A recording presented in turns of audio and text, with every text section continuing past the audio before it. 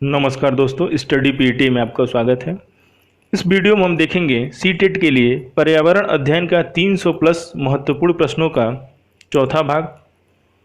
यह प्रत्येक दिन सुबह 11 बजे अपलोड किया जाता है और इस वीडियो को आप ज़्यादा से ज़्यादा शेयर करें ताकि अन्य छात्रों को भी इस वीडियो का लाभ मिल सके, जो कि यह सीटेट एग्ज़ाम के लिए बहुत ही महत्वपूर्ण है। और यदि आप इस चैनल को पहली बार देख रहे हैं तो चैनल को सब्सक्राइब करके बेल आइकन को प्रेस कर लें ताकि जब भी कोई नया वीडियो अपलोड किया जाए तो सबसे पहले नोटिफिकेशन आपको मिले। पीडीएफ पाने के लिए हमारा Telegram channel study PET join करके इसका पीडीएफ प्राप्त कर सकते हैं, या डिस्क्रिप्शन बॉक्स में डायरेक्ट लिंक दिया गया है, वहाँ से आप पीडीएफ प्राप्त कर सकते हैं। तो आइए देखते हैं पहला क्वेश्चन है, विद्यालयी शिक्षा में पर्यावरण शिक्षा को किस वर्ष अपनाया गया? इसका आंसर है सी, सन 2000 में। पर्यावरण शिक्षा की उत्पत्ति वर्ष 1986 में राष्ट्रीय शिक्षा नीति के तहत हुई थी। इसके अनुसार पर्यावरण की सुरक्षा को समस्त राष्ट्रीय पाठ्यचर्या की रूपरेखा की धुरी मानकर इसके चारों ओर पाठ्यचर्या की रूपरेखा चुनी गई। विद्यालय शिक्षा के लिए राष्ट्रीय पाठ्यचर्या की रूपरेखा वर्ष 2000 में पर्यावरण शिक्षा को पाठ्यचर्या में एक विषय के रूप में शामिल किया गया। आइए देखते हैं पाठ्यचर्या और पाठ्यक्रम क्या है। तो पाठ्यक्रम एक प्रकार का अनुभव है जो पूरी शिक्षा के दौरान विद्यार्थी को मिलता है। इसमें विद्यार्थी को पता चलता है कि किस आयु में उसे कितने अनुशासन के साथ अपनी शिक्षा लेनी है। वहीं पाठ्यचर्या में विद्यार्थी को बताया जाता है कि उन्हें किस विषय की जानकारी किस कक्षा में प्राप्त होगी। नेक्स्ट, दूसरा क्वेश्चन है, स्थानों, दूरियों और दिशाओं की सापेक्ष स्थिति को समझाने की क्षमता है। इसका आंसर है बी, चित्रण कौशल। स्थानों, दूरियों और दिशाओं के सापेक्ष स्थिति समझाने की क्षमता चित्रण कौशल या मैपिंग स्किल कहलाती है। नेक्स्ट, तीसरा क्वेश्चन है, ग्रीन अकाउंटिंग से तात्पर्य है कि वह किस आकलन को ध्यान में रखते हुए देश की राष्ट्रीय आय को मापना है। इसका आंसर है सी, प्रदूषण और पर्यावरणीय क्षति।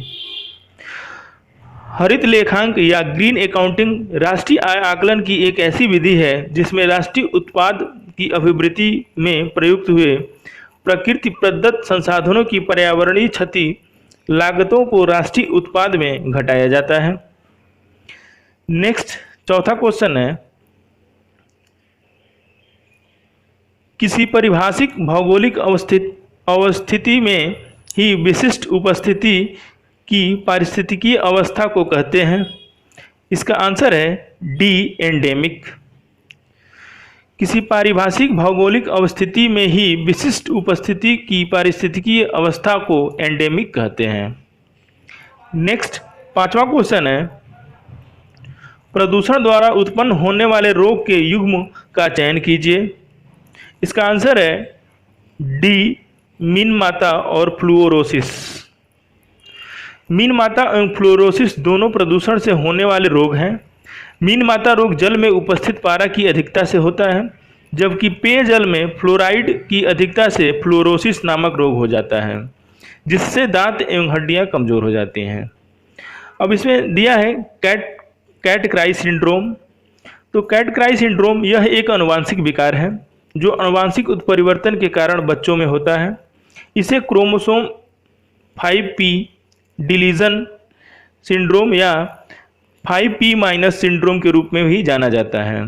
इससे पीड़ित शिशु अक्सर ऊंची आवाज़ में रोते हैं जो किसी बिल्ली की आवाज़ की तरह सुनाई देती है। उसके बाद है उच्च रक्तचाप। उच्च रक्तचाप ऐसी स्थिति जिसमें खून धमनी की दीवारों पर बहुत ज़्यादा दबाव डालता है। आमतौर पर यह 140 से 90 से ऊपर के रक्तचाप को अतितनाव के रूप में जाना जाता है। अगर दबाव 180-120 से ऊपर हो तो इसे घातक माना जाता है। नेक्स्ट, छठवां क्वेश्चन है, पेड़ पौधे प्रदूषण को घटाते हैं क्योंकि वे अवशोषण करते हैं। इसका आंसर है बी, कार्बन डाइऑक्साइड।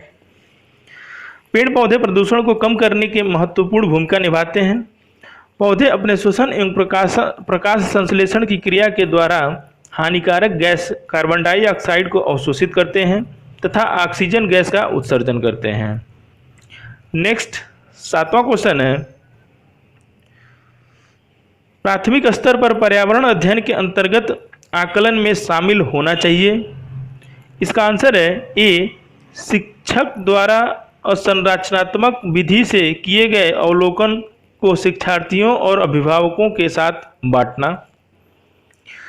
प्राथमिक स्तर पर पर्यावरण अध्ययन के अंतर्गत आकलन में शिक्षक द्वारा असंरचनात्मक विधि से किए गए अवलोकन को शिक्षार्थियों और अभिभावकों के साथ बांटना शामिल होना चाहिए। नेक्स्ट 8वां क्वेश्चन है, पर्यावरण अध्ययन के शिक्षार्थियों को चिड़ियाघर ले जाने से उन्हें सहायता मिलती है। इसका आंसर है डी, कक्षा अधिगम को वास्तविक स्थिति से जोड़ने में। नेक्स्ट 9वां क्वेश्चन है, पर्यावरण अध्ययन की कक्षा में सिनेमा घर का टिकट दिखाने के उद्देश्य हैं। इसका आंसर है सी, उपरोक्त दोनों। पर्यावरण अध्ययन की कक्षा में सिनेमा घर का टिकट दिखाने के उद्देश्य से बच्चों को वास्तविक जानकारी से अंतःक्रिया करने का अवसर देना एवं बच्चों में अवलोकन की कुशलता का विकास करना आदि है। नेक्स्ट 10वां क्वेश्चन है, सुनीता रोज पास के तालाब से घड़े में पानी लाती है। पानी लाने के बाद वह हमेशा उसमें फिटकरी का छोटा सा टुकड़ा डाल देती है, जिससे कि इसका आंसर है सी, पानी में उपस्थित हल्के निलंबित उपद्रव्यों को अवसादित किया जा सके। ग्रामीण क्षेत्रों में प्रायः जल को शुद्ध करने के लिए फिटकरी का उपयोग होता है। फिटकरी पानी में उपस्थित हल्के निलंबित उपद्रव्यों को अवसादित करती है। इस प्रक्रिया के द्वारा जल पीने लायक होता है।